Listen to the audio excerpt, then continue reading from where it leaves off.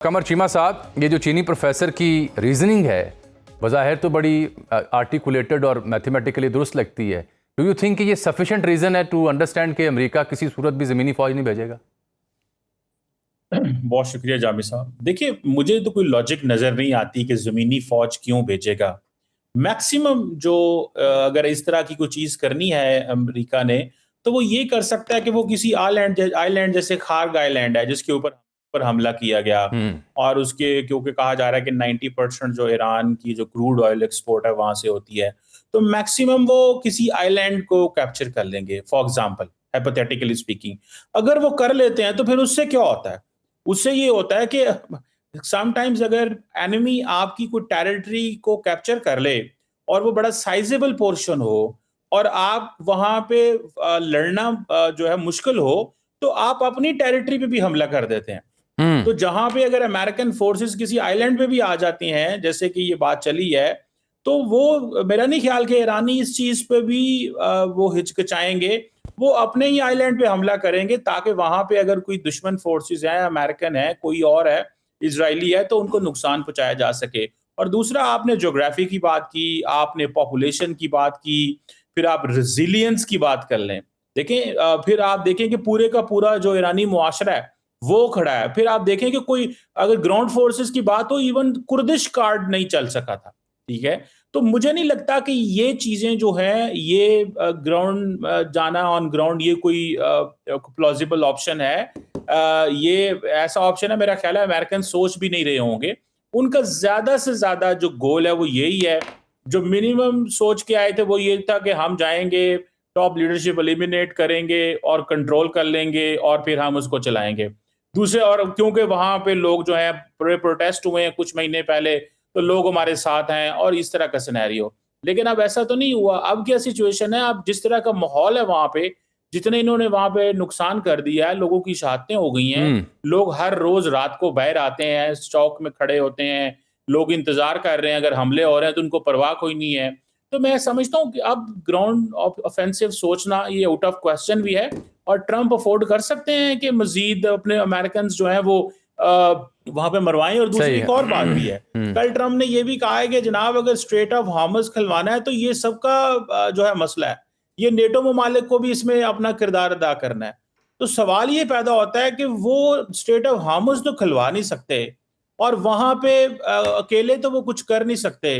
International oil traffic, ये चीमा साहब, ये बड़ा अहम नुक्ता आपने छेड़ा है हजरत। मैं देख रहा हूँ जर्मनी कह रहा है हम स्केप्टिकल हैं, जापान पार्लियामान के सामने, काबीना के सामने मामला ले गया, यूके पे बड़ी तवज्जो थी इनकी, वो एयर बेसिस भी इन्हें दे रहे थे, जंगी जो बेड़े हैं वो भी इधर उधर मनूवर कर रहे थे, काय स्टामर भी ना कर गया, कैनेडियंस ने भी पल्ला नहीं पकड़ाया।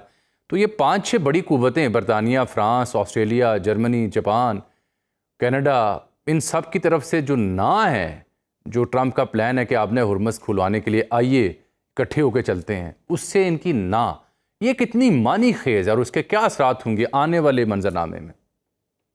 देखिए जामी साहब, सिंपल सी बात है। नेटो क्या कहता है? आर्टिकल 5 वो कहता है कि अगर एक पे हमला है तो दूसरे पे भी हमला है। तो सवाल ये है कि अमेरिका के ऊपर तो हमला हुआ ही नहीं है, ये तो इन्होंने प्रीएम्प्ट किया है।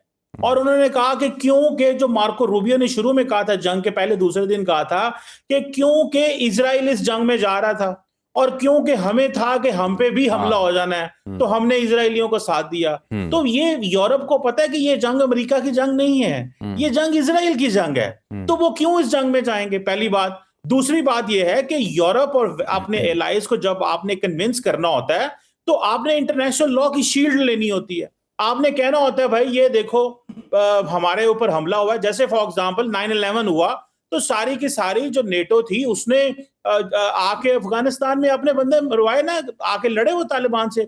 और फिर दूसरी बात, रिसेंटली जितने भी अमेरिकन एंड वेस्टर्न फोर्सेस ने अमेरिका के लिए जाने दी वॉर अगेंस्ट टेररिज्म में, कई दफा तो ट्रंप साहब उनकी भी इंसल्ट कर देते हैं। रिसेंटली बरतानिया की जो फौज है उनकी कुर्बानियों की इंसल्ट कर दी गई, जिसपे उन्होंने बकायदा प्रोटेस्ट किया। बरतानवी वज़ीर आज़म की इंसल्ट की जब उसने वो जज़ायर कुछ थे नीचे अफ्रीका के नीचे उनको दिया था, तो उसको बड़ा अजीबोगरीब ट्रूथ सोशल पर क्या, तो गार्शिया इंडियन ओशन के अंदर बेसिकली वो बेसिकली बरतानिया के पास था, तो वो लीज है उसके ऊपर। बहरहाल द क्वेश्चन इज यहाँ पे ये है कि ये जामी साहब, ये कैसे मुमकिन है? आप अपने एलाइज को तब साथ लेते हैं जब इंटरनेशनल लॉ परमिट कर रहा हो। फॉर एग्जाम्पल स्पेन तो खुला कह रहा है कि भाई हम इसमें आपके साथ नहीं है। क्यों कह रहा है? बिकॉज इसको पता है कि ये इन्होंने ऑफेंसिव किया है।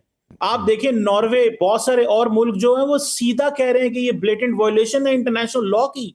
ये बैन, इवन के स्विट्जरलैंड ने कहा है कि हमने ओवरफ्लाइट नहीं करने दी अमेरिकन आर्मी को। तो क्वेश्चन ये पैदा होता है कि इस तरह के डिवाइडेड वेस्ट के अंदर जो सिर्फ एक चीज, और फिर दूसरी बात भी है, यूरोप ये भी तो जामी साहब महसूस करता है कि जिस तरह ट्रंप एडमिनिस्ट्रेशन ने यूरोप को यूक्रेन और रशिया के मामले में आइसोलेट किया है। मतलब वो हर रोज वो कह रहे हैं कि मैं कभी वो असला बंद को नहीं दूंगा, पहले मेरे से डील करो, तुम मिनरल्स की यूक्रेन के अंदर पहले तुम मुझे क्या दोगे तो मैं तुम्हें असला सप्लाई करता रहूंगा। तो वो समझते हैं कि ये बड़े ट्रांजैक्शनल किस्म के प्रेसिडेंट हैं और ये हमसे पूछ के भी नहीं आए।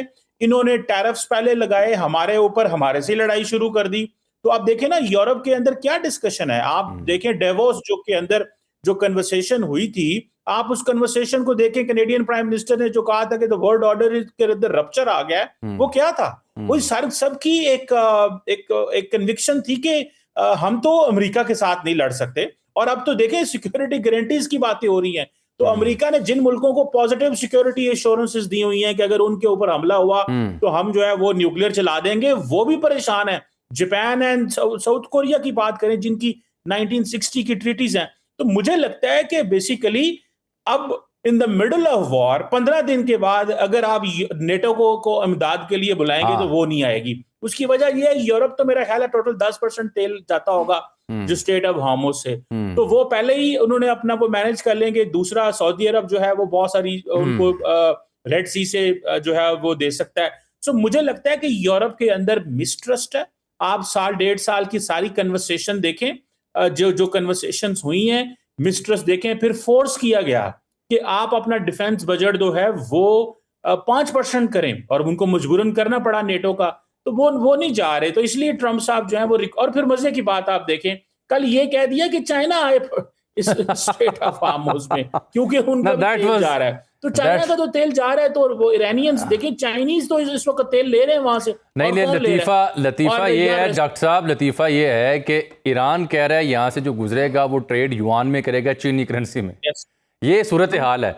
और ट्रंप कह रहा है कि चीन आए, तो ये बड़ा लतीफ़ा है। अहम सवाल ये भी है इस सारी सूरत हाल के बीच, जबकि जंग तीसरे हफ्ते में शुरू हो चुकी है, कि क्या इस सूरत हाल से फ़ायदा उठाते हुए चीन ताइवान पर कब्ज़ा करेगा? क्योंकि चीन का 1949 से दावा है कि ये उनका एक बागी सूबा है जिसे चीन का हिस्सा होना चाहिए। लेकिन इस पर बात करने से पहले डॉक्टर कमर चीमा साहब, 2-4 चीज़ें इसी जंग से जुड़ी अभी तिश्ना रह गई थीं। एक तो ये कि जो अब्बास इराक़ची साहब जो वज़ीर ख़ारजा हैं ईरान के, उर्दू ज़ुबान में ट्वीट और पाकिस्तान का शुक्रिया अदा किया। सऊदी अरब, ईरान दोनों अहमियत के हामिल। इस बीच में कुछ स्पेकुलेशंस थीं, कुछ स्केप्टिसिज्म भी था कि पाकिस्तान क्या बैलेंस आउट कर पाएगा या नहीं कर पाएगा।